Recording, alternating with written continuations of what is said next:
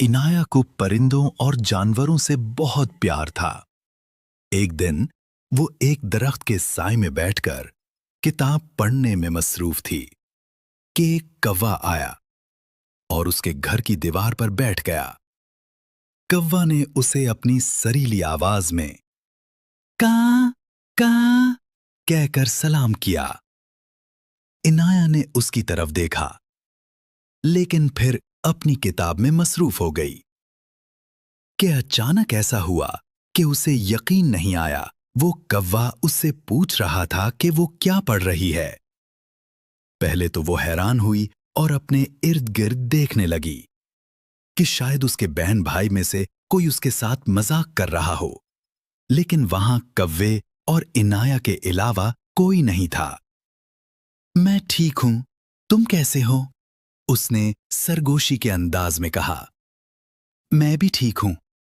तुम्हें तो मालूम है कि मुझे अच्छे और मजेदार खाने की तलाश रहती है। हाँ हाँ, इनाया ने उसकी बात में हाँ मिलाई।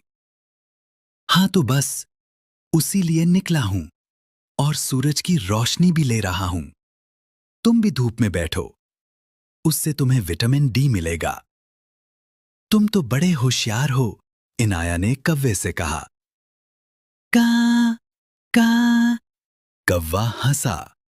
हम अपनी ज़हानत और काबिलियत की वजह से ही तो मशहूर हैं। इनाया ने उसके बाद उससे उसके घर का पूछा। कौवा बोला, घर? हम जमीन के किसी भी हिस्से में रह लेते हैं।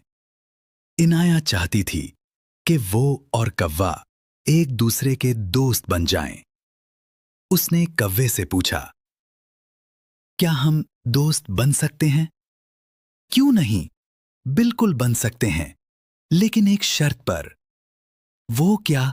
इनाया ने कौवे से फिर सवाल किया। वो ये कि तुम मुझे खाने को कुछ दिया करो। मैं रोज यहां आऊंगा, मगर मुझे पिंजरे में बंद ना करना। हम परिंदों को भी आजादी का हक है। सोचो, अगर तुम्हें कोई पिंजरे में कैद कर ले तो तुम क्या करोगी? मैं समझ सकती हूं, इसीलिए तुम इंसानों को देखकर शोर क्यों मचाते हो कि कहीं हम तुमको कैद ना कर लें। इनाया ने कौवे से हमदर्दी करते हुए कहा। जब हम किसी की दीवार पर बैठते थे तो लोग कहते थे कि अब कोई मेहमान जरूर आएगा, और खुश होते थे। हम बहुत ज़हीन हैं और हमारी नजर तेज होती है, उसलिए बहुत दूर तक देख सकते हैं।